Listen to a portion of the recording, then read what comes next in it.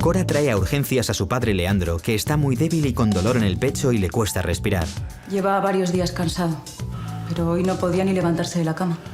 Quería ir a trabajar, pero estaba mareado y le dolía el pecho, le costaba respirar. Tranquilo, Leandro, tranquilo. Clara, el dolor en el pecho y los síntomas que tiene podría ser un síndrome coronario agudo. A ver, Cora, el diagnóstico de tu padre es bastante grave, ¿eh? Tiene un síndrome coronario agudo y un edema agudo de pulmón. Entonces lo tenemos que trasladar a la UCI urgentemente. Siento no haber venido antes, pero es que Cora no me ha llamado. Si te he dejado varios mensajes y no me has contestado. Estás aquí. Escúchame una cosa. En caso de que ocurriese cualquier posible...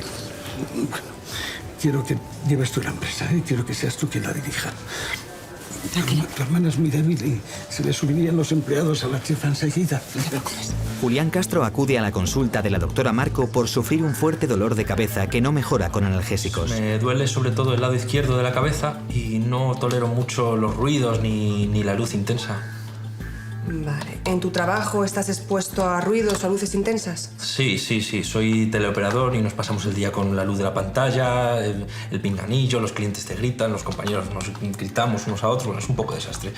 Pero vamos, que no creo que me quede mucho ahí, porque nos ha tocado la lotería. Y... ¿Qué dices? Sí, yo creo que con el pellizco que nos ha tocado podré dejarlo por algún trabajo mejor, seguro. Han intubado a tu padre. Está conectado a ventilación mecánica. Está en shock, es decir, presión arterial baja, taquicardia y fiebre alta. Le hemos hecho un ecocardiograma. Indica una disfunción ventricular izquierda severa. Esto puede apoyar mi sospecha del síndrome coronario agudo. Como primera medida le hemos dado medicamentos vasoactivos, pero es necesario hacerle una coronariografía. Vale. Repite, ¿qué le pasa a mi padre? Lo siento, no tengo tiempo, tengo que volver a la UCI. Que te lo explique tu hermana. ¿Qué tal, papá? Le han hecho un TAC. Le han mirado las arterias, pero no han encontrado nada. Por cierto, ¿dónde estabas? ¿Preocupándome por nuestro futuro? ¿Te has reunido con los americanos? Sí, y ya te puedes ir olvidando de las tortas de aceite, que por fin vamos a ser libres. ¿Qué quieres decir? Pues quiero decir que he decidido vender la empresa, Cora. Eso quiero decir. Que estoy harta de este negocio grasiento que no trae más que problemas. Ya, pero es que yo no estoy de acuerdo. Esa fábrica es la vida de nuestro padre y la nuestra. Pues, ¿qué tal? ¿Cómo te encuentras? Pues mucho mejor, la verdad, que el dolor se ha ido completamente casi, así que muchas gracias. Nada. Te voy a dar el alta ya. Ya te puedes marchar a casa. Sí. Pero con el alta te voy a adjuntar unas recomendaciones para prevenir nuevos ataques de migraña. Para que las tengas en cuenta, ¿vale? Juliana, ¿dónde vas? Que tengo que darte las recomendaciones. Sí. Perdona, que con esto de la lotería es que no sé ni dónde estoy. No te preocupes. La última analítica que le hemos hecho a tu padre indica que hay fallo en el hígado y en los riñones y elevación de marcadores de necrosis miocárdica. Todo apunta a que puede ser una miocarditis de origen infeccioso, pero todavía no sabemos qué le está causando la infección. ¿Mi padre puede morir?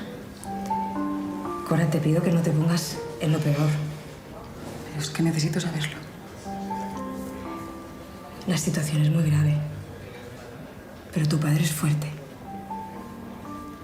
¿Me oyes? Perdona el retraso, es que me he confundido con los números de las puertas o... Nada, no te preocupes, siéntate. Bueno, pues cuéntame. Pues te cuento que el dolor de cadera no solo no se ha ido, si es que encima es muchísimo peor. O sea, se ha agravado muchísimo. El dolor de cadera. ¿Cómo? ¿Has dicho cadera? No, el dolor de cabeza, el dolor de cabeza. Y además soporto mucho menos los sonidos y la luz, bueno, me estoy volviendo loco. Ya, esto no tendrá que ver con la celebración por lo de la lotería que me contaste. No, celebración. ¿Qué va? No me lo recuerdes, sí. Qué decepción, lo siento. Sí, pero lo peor no es eso, ¿eh? Lo peor es volver al felpudo y que todo el mundo esté hablando de ti, todo el mundo cuchicheando, todo el mundo mirando mal. Has dicho felpudo. Quería decir trabajo. ¿Qué he dicho? Has dicho felpudo. No, al trabajo. He dicho felpudo. Sí. Julián, ¿te está pasando mucho últimamente esto de confundirte con las palabras y con los números, como te ha ocurrido con la lotería? Pues no sabría decirte. Cora, siento decirte esto, pero la evolución de tu padre no es muy buena. Sufre fracaso renal anúrico. ¿Cómo está mi padre? Hola, justo le estaba comentando a tu hermana que la evolución no es muy buena. Vuestro padre sufre fracaso renal anúrico, por eso mismo necesita diálisis. Además, tiene una severa hipoperfusión de miembros inferiores. Es decir, no le llega suficiente riego sanguíneo a las piernas. Lo siento. Cora, por favor, no montes el numerito.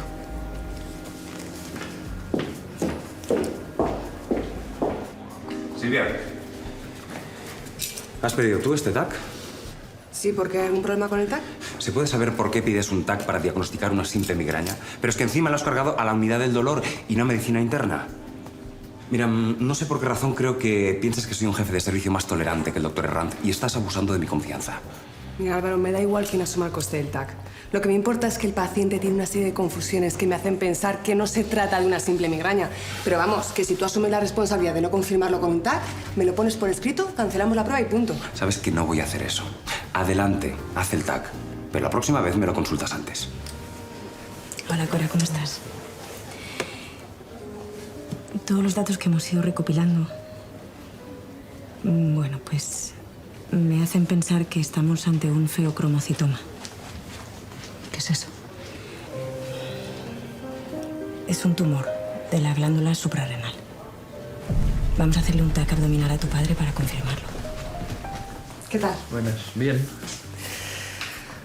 Julián, ya hemos encontrado la causa de tus dolores de cabeza y de las confusiones que has tenido últimamente. ¿Qué tiene que ver el dolor de cabeza con las confusiones? Es que están relacionadas. Te presento al doctor Mendieta. Hola. Un placer. Es neuropsiquiatra. A partir de ahora va a llevar tu caso y te va a explicar todo lo que te pasa. Verá, Julián, en las pruebas de imagen hemos visto un pequeño tumor en el cerebro. ¿Un tumor? Sí. ¿En el cerebro? Sí, pero bueno, es un meningioma, es un tumor benigno. Se origina en las meninges, que son las membranas que envuelven y protegen el cerebro y la médula espinal.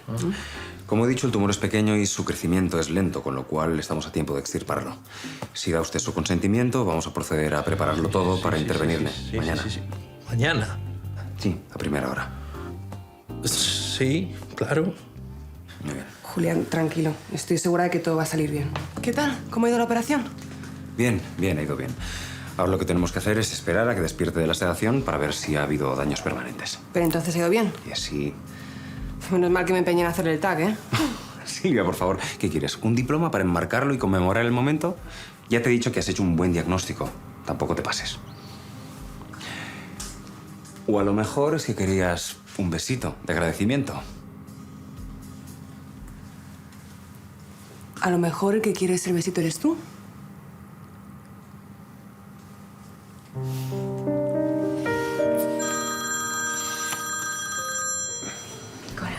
Perdón, ya sé que me he pasado el tiempo de la visita, ya me iba. Cora, la función cardíaca, hepática y renal de tu padre se han estabilizado.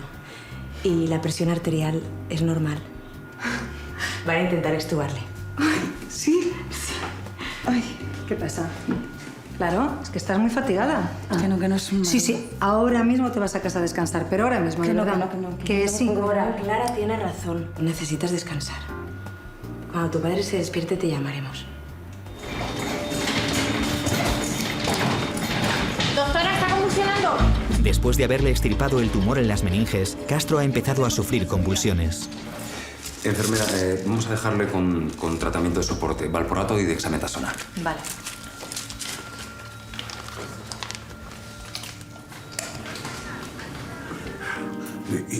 ¿Y Cora?